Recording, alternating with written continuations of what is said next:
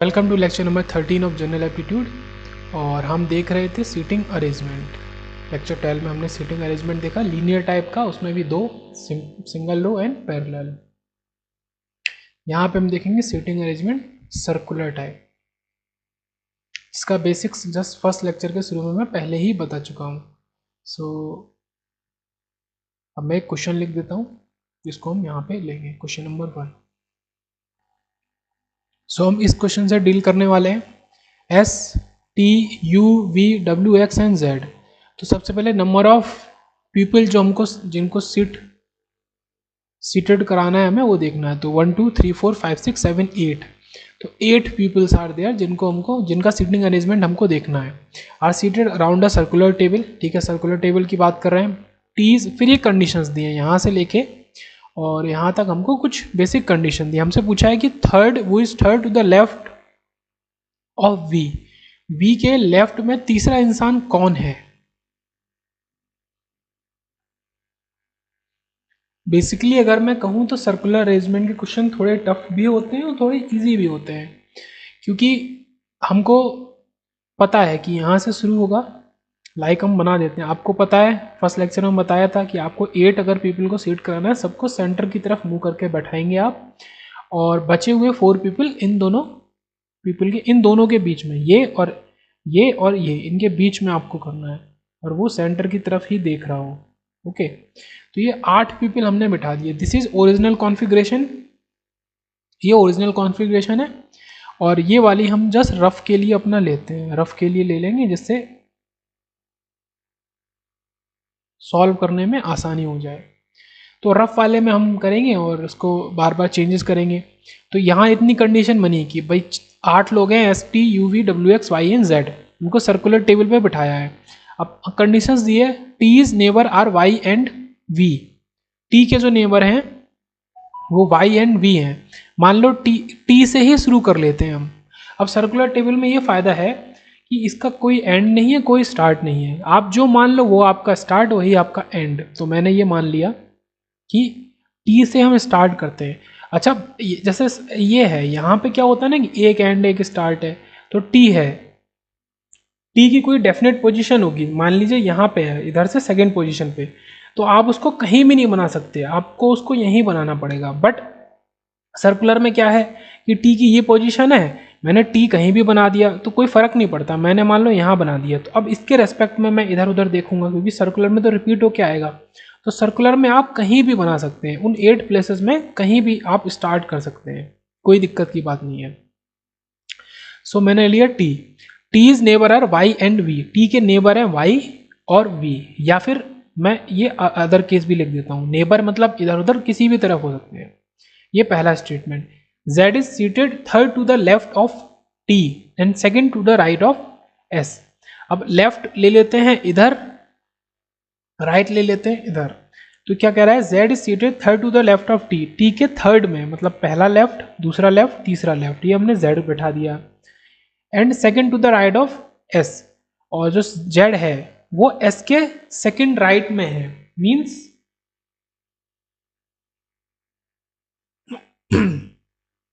अभी Z का wait कर लेते हैं।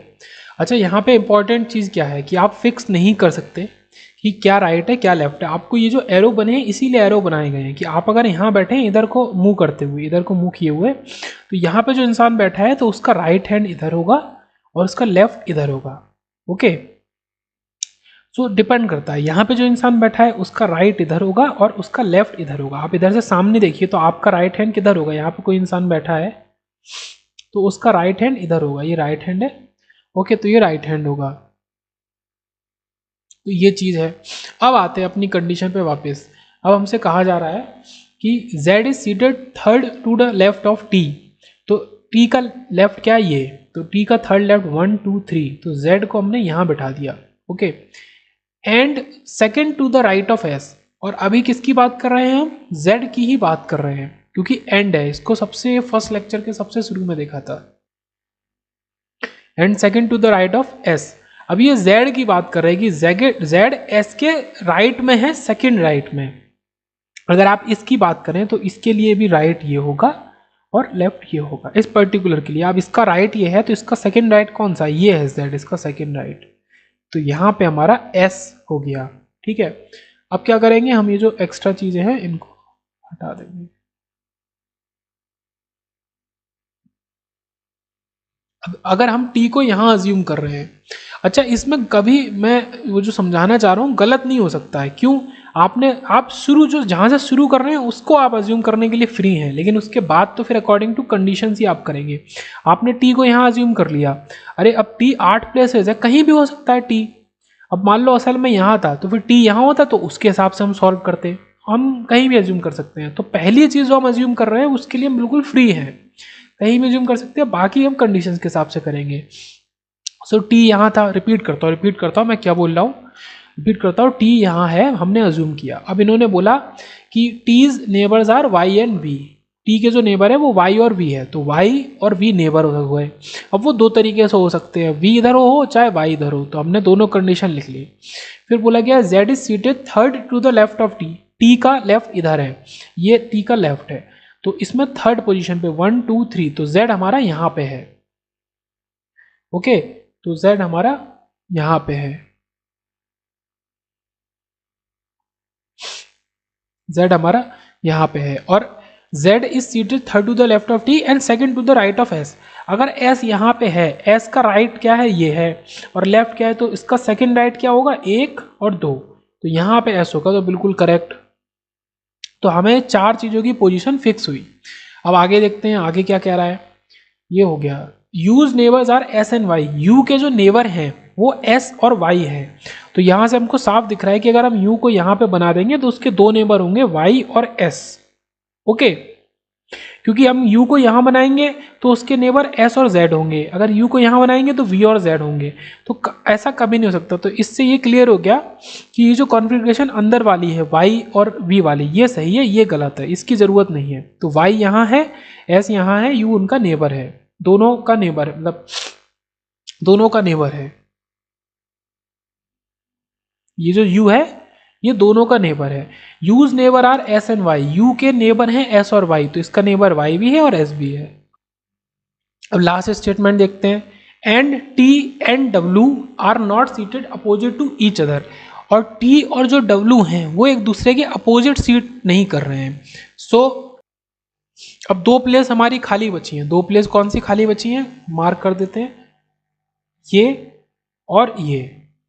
अब हमसे कहा गया है कि जो डब्ल्यू है, जो W है वो T के अपोजिट नहीं है, तो फिर W ऑब्वियसली यही जगह को ऑब्टेन करेगा इसको, तो W ने इसको ऑब्टेन कर लिया, तो बचा क्या हमारा, S हो गया, T हो गया, U V W X Y X बचा, तो X यहाँ पे आ गया। तो ये एकदम ओरिजिनल हमारी सही कॉन्फ़िगरेशन है जिसमें हमने T को जिसमें हमने फिक्स कर दिया था। तो T को फिक्स कर दिया, फिर मैं एक बार और रिपीट कर देता हूँ, T को फिक्स कर दिया, हमसे बोला गया कि उसके दो नेबर है Y और V। अब Y और V इधर हो सकते हैं या इसका उल्टा हो सकता है, V इधर हो Y उधर हो। हमने ऐसा अज्यूम किया, हमने दूसरा भी अज्यूम किया था, बाद में वेरीफाई हो गया कि ये सही है। उसके बाद कह रहा है Z is seated third to the left of T, T का जो थर्ड लेफ्ट है वो ये है Z, या Z है, और Z क्या है, S का सेकेंड राइट है। अगर S यहाँ पे होगा तो उसका राइट इधर चलेगा, तो ये फर्स्ट राइट और दिस इज सेकंड राइट, तो यहाँ से T Y V S Z की पोजीशन फिक्स हो गई। U's neighbour are S and Y, तो यू के जो नेबर है वो एस और वाई है, तो यहाँ से ये भी क्लियर हो गया कि अगर यू को यहाँ बनाए तो उसके दोनों नेबर एस और वाई हमारे फुलफिल हो रहे हैं, तो इसकी पोजीशन भी सही है। उसके बाद कह रहा है T and W are not seated opposite to each other, T और डब्ल्यू एक दूसरे के अपोजिट नहीं है। सो टी यहाँ पे है तो डब्ल्यू यहाँ पे नहीं हो सकता, यहाँ होगा, यहाँ होगा तो बचा हुआ एक्स यहाँ होगा। ये हमारी कॉन्फ़िगरेशन आई।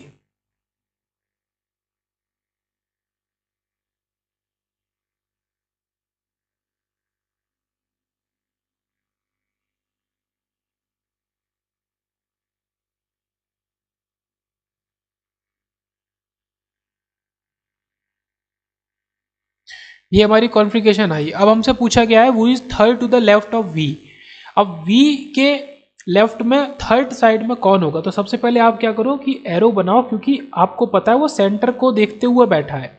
अब यहां से आप देखोगे तो इसका राइट ये होगा, लेफ्ट ये होगा, यहाँ से आप अंदर देखो तो क्या होता है, हमेशा राइट इस साइड में होगा आपके, अगर आप इधर फेस करके देख रहे हो, ठीक है, राइट हैंड इस साइड में होगा, लेफ्ट इस साइड होगा।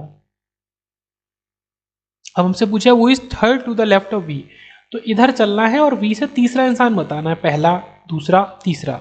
सो X is the correct answer, X जो है वो वी के थर्ड लेफ्ट में है। इतना सिंपल सा क्वेश्चन था, थोड़ा टाइम लगा समझाने समझने में ज़्यादा लगा, वरना आसानी से हो जाएगा। सो उतना टफ नहीं होता सीटिंग अरेंजमेंट, आप एक को फिक्स करें, और जो बेसिक रूल्स हैं कि सेंटर की तरफ फेस करके आपको बनाना है और आपको एक फिक्स उसमें ही बिठाना है। अगर आपको 6 लोग बिठाने हैं, 8 लोग बिठाने हैं, तो आप ऐसे बिठाओ। इक्वल एंगल की ड्यूरेशन होनी चाहिए सबके बीच में। अगर आपको 6 लोग बिठाने हैं तो ऐसे बिठाओ, कुछ ये इक्वल होना चाहिए सबके बीच में स्पेस। तो ये कुछ बेसिक नोटेशंस को फॉलो करेंगे और हम कोई भी सॉल्व कर सकते हैं।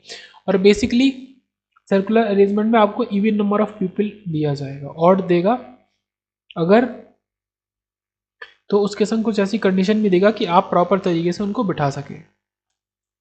ऑड देगा, अच्छा एक चीज़ और बेसिक है बट ज़रूरी है, आपका सर्किल जो 360 डिग्री का होता है, अगर आपने 8 से डिवाइड कर दिया, 45 डिग्रीज का सबके बीच में जो एंगल है तो वो होना चाहिए। तो आपको जो आपके ये बनेंगे ये 45 डिग्रीज के गैप पे बनेंगे लाइंस। ऐसे अगर आपको ऑड नंबर कोई भी दे रहा है, मान लीजिए 5 दे दिया, तो आप इसको सॉल्व कर लो। 72 डिग्रीज का, तो आपको कुछ ऐसे बनाना है, इतने ऑड नंबर ऑफ लोग को, 5 लोग को बिठाना है कि 72 डिग्री एंगल का डिफरेंस रहे उन लाइंस के बीच में।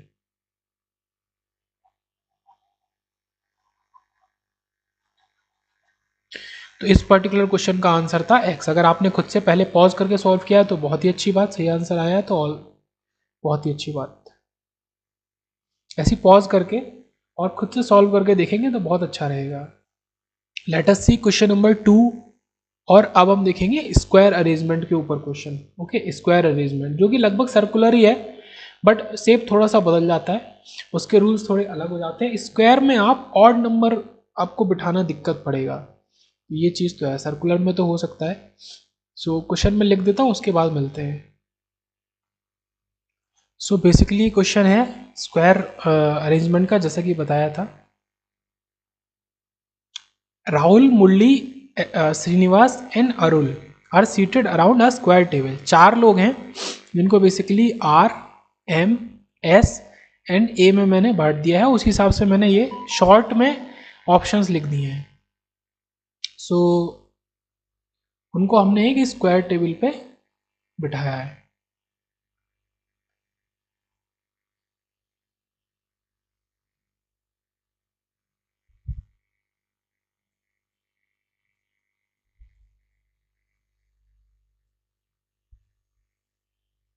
तो ओनली 4 पीपल है तो इजी रहेगा क्वेश्चन।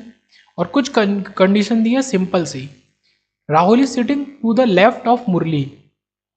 4 लोग हैं तो 4 लोग को हमें पता है कि हमें ऐसे बिठाना है, लाइक दिस, सेंटर की तरफ मुंह करके ऐसे। तो हमें इनने कहा कि पहली कंडीशन ही, Rahul is sitting to the left of Murali. मान लो यहाँ पे मुरली बैठा है, मान लो, सपोज, लेट अस सपोज कि यहाँ पे मुरली बैठे हैं। राहुल जो है, अब यहाँ से देखोगे अगर यहाँ से, तो आपका राइट ये और लेफ्ट ये, इधर से देखने पे, नीचे से देखने पे अपोजिट, आपका राइट ये, लेफ्ट ये। Rahul is sitting to the left of Murali, तो राहुल मुरली के लेफ्ट में बैठे हैं। तो मुरली यहाँ है तो उनके लेफ्ट में राहुल यहाँ बैठे हैं। Srinivas is sitting to the right of Arul, और श्रीनिवास जो हैं वो अरुल के राइट में बैठे हैं। जैसे अगर यहाँ से आप देखोगे तो आपका राइट ये, लेफ्ट ये। मान लो हमें कुछ भी नहीं पता, हमने अरुल को यहाँ बैठा दिया, तो इन्होंने कहा Srinivas is sitting to the right of Arul, तो श्रीनिवास यहाँ बैठेंगे। ओके, अगर हम यहाँ श्रीनिवास को बैठाते तो उनके, और अरुल को यहाँ बैठाते तो अरुल के लेफ्ट में श्रीनिवास होते, तो जो कंडीशन थी वो वायलेट हो जाती। तो कंडीशन को तो वायलेट हमें करना नहीं है, तो हमारा कुछ अरेंजमेंट इस टाइप से हो गया, मुरली, राहुल, श्रीनिवास एंड अरुल। ऐसा रफली हमने एक अज्यूम कर लिया, ये हमने अज्यूम किया था खुद से कि मुरली यहाँ पे है। तो फिर वही बात कि स्क्वायर अरेंजमेंट में एंड सर्कुलर अरेंजमेंट में जो फर्स्ट पर्सन होगा वो हम फ्री हैं बिल्कुल, उसको अज्यूम करने के लिए कहीं पे भी हमने अज्यूम कर लिया, तो ये चीज़ सही फिट बैठ गई, तो हमने ऐसे बिठा दिया श्रीनिवास और अरुल।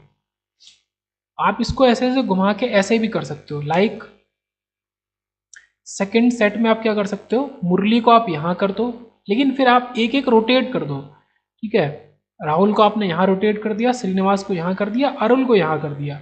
ये जो ऑरेंज से लिखा है अरुल, मुरली, राहुल, श्रीनिवास, ये कंडीशन भी एकदम अपनी जगह सही है, आप रोटेट कर सकते हो, उसमें कोई दिक्कत नहीं है। तो ये कंडीशन में सही है, आंसर सेम ही रहेगा, कोई भी कंडीशन आप ले लो, चाहे ऑरेंज ले लो चाहे ब्लू वाली ले लो। तो ब्लू वाली से ही देखते हैं आंसर। अब इनसे कहा है कि which of the following pairs are seated opposite each other, इसमें से कौन से पेयर हैं जो एक दूसरे के अपोजिट बैठे, राहुल और मुरली, ओके नहीं बैठे, श्रीनिवास एंड अरुल ये अपोजिट नहीं बैठे, श्रीनिवास एंड मुरली ये भी नहीं बैठे, ओ सॉरी हाँ, श्रीनिवास एंड मुरली, तो ये श्रीनिवास एंड मुरली एक दूसरे के अपोजिट बैठे हैं। ऐसे ही श्रीनिवास एंड राहुल ये भी नहीं बैठे, तो ये आपका सही आंसर है। तो ये तो बहुत ही बेसिक सा क्वेश्चन था स्क्वायर अरेंजमेंट का, बहुत ही easy and basic question. So हमारा क्वेश्चन ये कह रहा है कि let me take a pen, KLMPQRST 1 2 3 4 5 6 7 8 8 people are sitting on a square table in such a way that 4 of them sit at the corner of the square while 4 sit in the middle of each side of the 4 sides। तो शुरू से हमको ये बात पता चली 8 लोग हैं, 4 कॉर्नर पे बैठे हैं और 4 साइड्स के मिडल में बैठे हैं, ओके ये तो हमको पता चल गया, इसका काम नहीं है, ये तो बहुत ही बेसिक सी बात है। और हमारा क्वेश्चन इतना है, the one who sit at the 4 corner faces outside, तो जो लोग जो 4 कॉर्नर पे बैठे थे वो बाहर की तरफ देख रहे हैं, जो लोग जो 4 कॉर्नर पे बैठे थे वो बाहर की तरफ देख रहे हैं, तो उसको भी बना देते हैं हम ऐसे।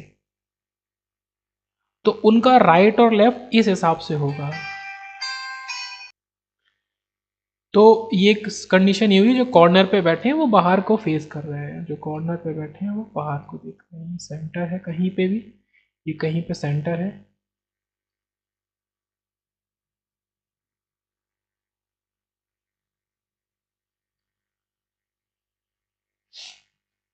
वो sit in the middle of sides faces the centre of the table, और जो मिडल में बैठे हैं वो ऐसे बैठे हैं, वो सेंटर की तरफ देख रहे हैं। तो ये चीज़ यहाँ पे इंपॉर्टेंट थी कि जो मिडल वाले हैं वो सेंटर की तरफ देख रहे हैं, तो उनका लेफ्ट और राइट उस हिसाब से होगा। तो बस इससे क्या डिफरेंस आएगा, इससे यही डिफरेंस आएगा कि आपका लेफ्ट और राइट देखने का नज़रिया चेंज हो जाएगा कि किस साइड लेफ्ट है किस साइड राइट है। तो ये कंडीशन भी हो गई। सो इसको मैं कर देता हूँ, इतना आपको समझ में आ गया। अब मैंने क्या किया है कि इन स्टेटमेंट को ऐसे S1 S2 S3 करके लिखा है, और एक S के अंदर 2 स्टेटमेंट हैं, अगर आप देखें तो एक S के अंदर 2 स्टेटमेंट हैं। S1 में 2 हैं, P sits third to the right of S, जो P है वो S के थर्ड राइट में है और S फेसेस द सेंटर। तो इस स्टेटमेंट से क्या पता चल रहा है कि S इन ब्लैक वाली, ये ब्लैक वाली सेंटर वाली किसी पोजीशन पे होगा, S इन सेंटर वाली किसी ना किसी पोजीशन पे होगा S।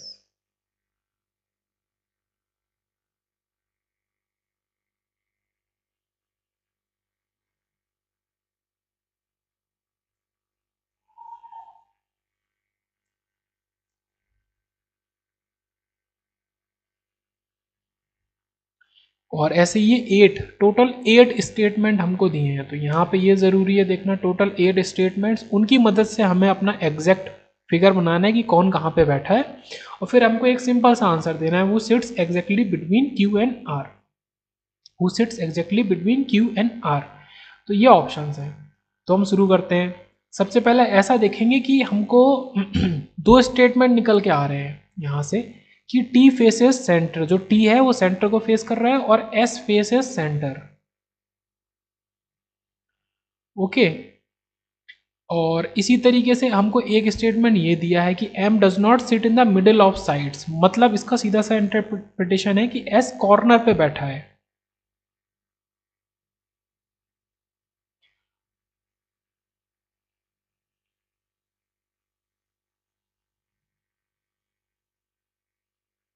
तो ये तीन स्टेटमेंट हमको ये बताते हैं, अगर हम कैटेगराइजेशन करना चाहें, हम कैटेगराइजेशन करना चाहें कॉर्नर में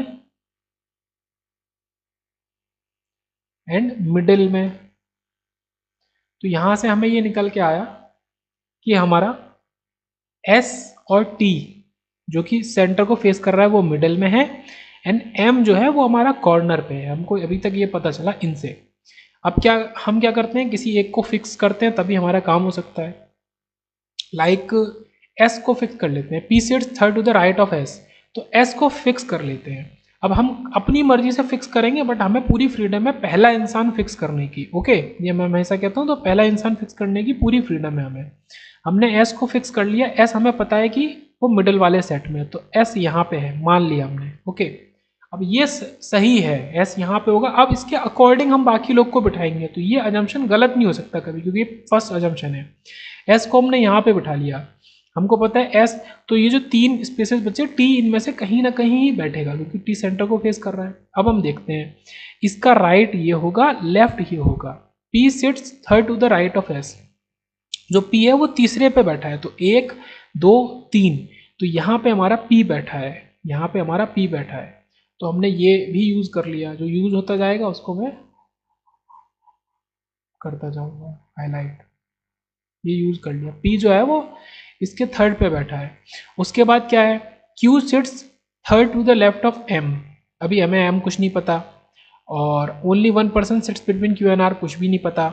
R is not an immediate neighbour of M, ये भी नहीं पता। K is not an immediate neighbour of R, तो अभी इनका किसी का कनेक्शन नहीं आया। तो हम शुरू करते हैं M से। हमको M पता है कि वो कॉर्नर पे बैठा है, किसी ना किसी कॉर्नर पे M बैठा है, तो हम इसको अज्यूम करते हैं यहाँ पे, ये P हो गया, ये S हो गया। मान लो हम M को यहाँ बैठा देते हैं। ओके, अब Q sits third to the left of M, जो Q है वो M के थर्ड लेफ्ट में बैठा है। अब यहाँ से अगर आप देखोगे तो आपका राइट ये है, लेफ्ट ये है, तो क्या कह रहा है, Q sits third to the left of M, M के थर्ड लेफ्ट में, तो 1 2 3, तो यहाँ पे Q बैठा है। ओके, इनके अकॉर्डिंग हमने ये अज्यूम कर रहा है, ये हमने अज्यूम किया है। Okay, we have assume this, और we have also assume this S, इसको हमने अज्यूम किया, ये दो चीजें हमने अज्यूम करी हैं। तो Q sits third to the left of M, तो Q अज्यूम हो गया। Only 1 person sits between Q and R, तो Q और R के बीच में केवल एक पर्सन बैठा है, Q और R के बीच में केवल एक पर्सन बैठा है। सो Q और R, अब यहाँ पे Q हो गया, तो ये गलत हो गया, अजम्पशन हमारा गलत इसलिए हो गया,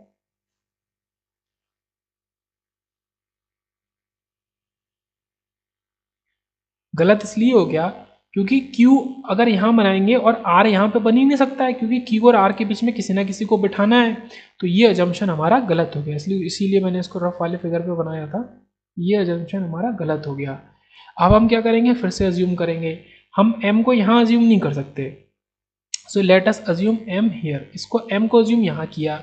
Q sits third to the left of M, यहाँ से हम देखेंगे तो राइट और लेफ्ट, थर्ड में मतलब 1 2 3, मतलब Q हमारा यहाँ पे आया, Q यहाँ पे आया, तो Q और किसके बीच में, R के बीच में, तो R यहाँ पे आ गया, इनके बीच में एग्जैक्टली एक इंसान बैठा है, और वही हमको बताना है। हमारा क्वेश्चन में भी वही पूछा है, who sits exactly between Q and R, तो वही हमारा क्वेश्चन में भी पूछा है।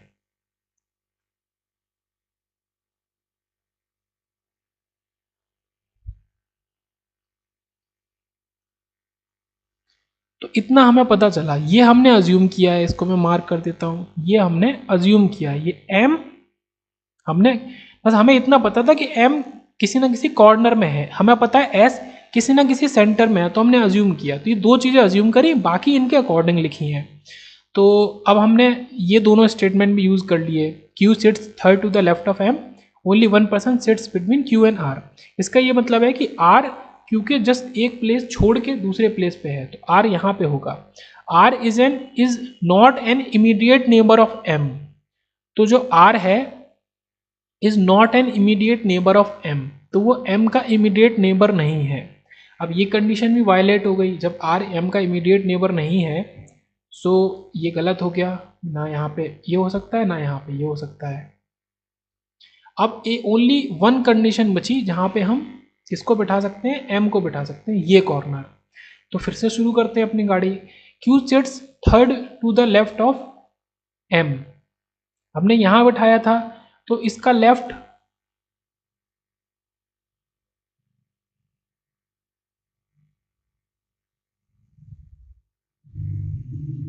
वेट अ सेकेंड, ये एरो बाहर को है,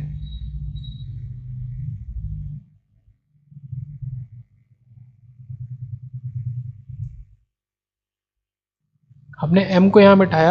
अज्यूम कर लेते हैं, थोड़ा सा कैलकुलेशन मिस्टेक हो गई होगी, मैं सॉरी कहता हूँ, एरो मिस्टेक हो गई, एरो बाहर थे, तो हमने जो प्रीवियस अजम्पशन किए थे m के यहाँ पे और यहाँ पे, मे बी वो सही भी हो सकते थे, तो फिर से चेक कर लेते हैं। चलो यहीं से चेक कर लेते हैं, यहाँ से चेक कर लेते हैं। m को हमने यहाँ बिठाया, अब ये कह रहे हैं कि q sits third to the left of m, m का जो राइट है वो यहाँ है और जो लेफ्ट है वो यहाँ है, इसके थर्ड पे Q बैठा है, मतलब 1 2 3 Q यहाँ बैठा है, और Q और R के बीच में कुछ ना कुछ है, तो R यहाँ पे हो गया। अब ये कह रहा है कि ये दोनों कंडीशन फुलफिल हो गई। R is not an immediate neighbour of M, तो ये कंडीशन भी फुलफिल हो रही है, R जो है वो इमीडिएट नेबर नहीं है M का। Okay, K is not an immediate neighbour of R, तो जो K है वो R का इमीडिएट नेबर नहीं है, मतलब ना K यहाँ पे हो सकता है ना यहाँ पे हो सकता है, तो K को हमने यहाँ कर दिया। अब K को हमने यहाँ पे कर दिया। अब हमारे पास दो लोग बचे, कौन कौन से बचे, K, मैं लिख लेता हूँ M P Q R S T, K L M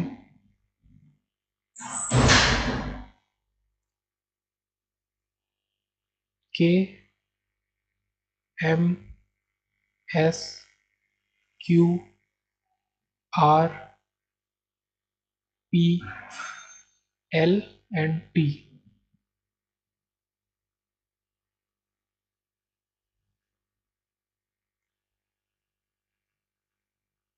तो यहाँ पे थोड़ा सा पीछे चलते हैं, हमने ये कंडीशन सारी यूज करी। ये कंडीशन क्या कह रही थी, Q सिट्स थर्ड, ये only one person sits between Q and R, so R यहाँ हो सकता है, बट R की पॉसिबिलिटी यहाँ की भी तो है, R कैन बी एनीवेयर, क्योंकि यहाँ P आ गया, यहाँ पे समथिंग कुछ और आएगा बीच में, तो ये दोनों पॉसिबिलिटी हैं। उसके बाद क्या हो रहा है, R is not an immediate neighbour of M, so R M का इमीडिएट नेबर नहीं है, सो R यहाँ पे नहीं हो सकता। तो ये चीज़ तो क्लियर है कि हमने R को इधर लिया था तो R इधर है, वो चलो सही है, ये कंडीशन भी यूज़ हुई। उसके बाद M does not sit in the middle of side, ये सारी कंडीशन यूज़ हो गई, ये यूज़ हो गई, ये यूज़ हो गई, ये यूज़ हो गई, only one person sits between Q and R, ये यूज़ हो गई। अब कह रहा है ये वाली condition, T faces centre, T centre को फेस कर रहा है, तो यहाँ पे T ही होना चाहिए, तो S T Q R ये लोग सेंटर वाले हो गए।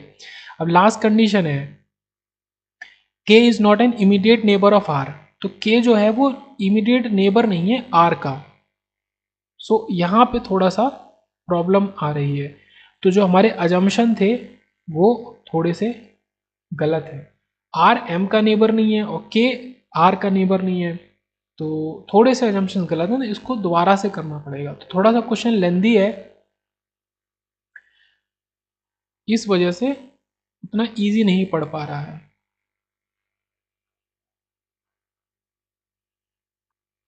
सो फिर से करते हैं, इसी में अज्यूम करते हैं S हमारा, हमने अज्यूम कर लिया, पहला इंसान कभी गलत नहीं होगा, ठीक है, पहला हम अज्यूम कर ही सकते हैं।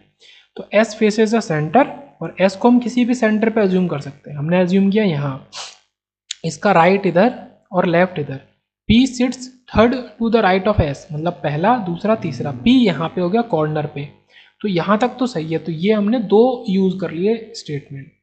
Q sits third to the left of M और M does not sit in the middle of the side. M क्या है, कॉर्नर पे ही होगा, तो M can be at any corner. अब 3 कॉर्नर बचे, यहाँ से शुरू करते हैं, M को लेते हैं हम यहाँ पे, तो Q sits third to the left of M. ये M है, इसका लेफ्ट इधर है और राइट इधर है, इसका थर्ड जो होगा तो वो कहाँ होगा, 1 2 3, तो यहाँ पे ऑलरेडी S है, तो ये कंडीशन गलत हो गई, ये कंडीशन गलत हो गई। अब हम ये भी कंडीशन हमने लेके अज्यूम किया था जब अभी, तो गलत था, तो यहाँ पे हम लेते हैं, यहाँ पे हम M को लेते हैं, M, तो इसका जो होगा राइट इधर होगा, लेफ्ट इधर होगा, और आप इधर से इधर को देखेंगे खड़े होकर, आपका सीधा हाथ इधर होगा और लेफ्ट हैंड इधर होगा, तो Q sits third to the left of M, जो इसका थर्ड है 1 2 3, तो Q यहाँ पे हो गया, तो ये कंडीशन यूज हो गई, ये 4 कंडीशन यूज हो गई।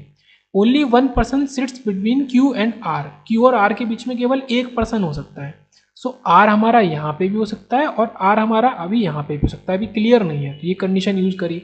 R is not an immediate neighbour of M, तो R M का इमीडिएट नेबर नहीं है, तो R यहाँ पे नहीं हो सकता क्योंकि वो इमीडिएट नेबर हो जाएगा, तो R यहाँ पे नहीं हो सकता।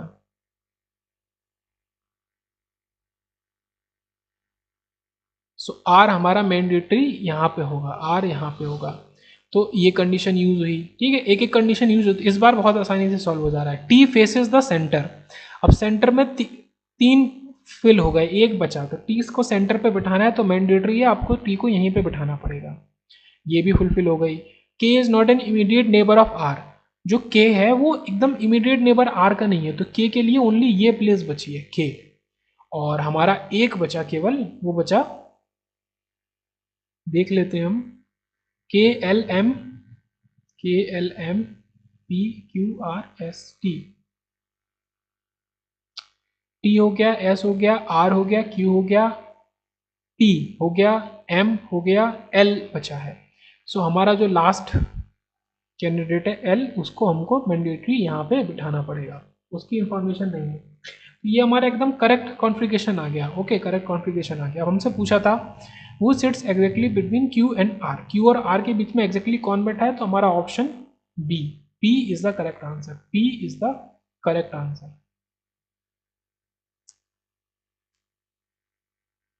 सो क्या है कि बहुत क्लियर होके चलना है, थोड़ा सा भी मिक्स हुआ या थोड़ा सा एक गलती हुई तो आपका फिर एक गलती हुई तो अगला वाला उसको अज्यूम करके जो आप बिठाओगे वो गलत होगा, और उसके आगे चेन बन जाएगी तो गलत ही होता जाएगा। तो जो भी आप अजम्पशन कर रहे हो एकदम उसको फिक्स लेके चलो कि ये अगर जैसे एस मैंने लिया, जैसे एस मैंने लिया था तो एस तो पहला था, मैं ले सकता था, बट उसके बाद इसको सोच के जो पी बिठाया तो पी शुड भी एकदम एकदम सही होना चाहिए, फिर उनको सोच के जो आगे बिठाएंगे वो एकदम सही होने चाहिए, तो ऐसे सारे सही हो जाएंगे, तो ये क्वेश्चन सॉल्व हो गया। हमारा आंसर है पी, जो कि क्यू और आर के एग्जैक्टली बीच में बैठेगा।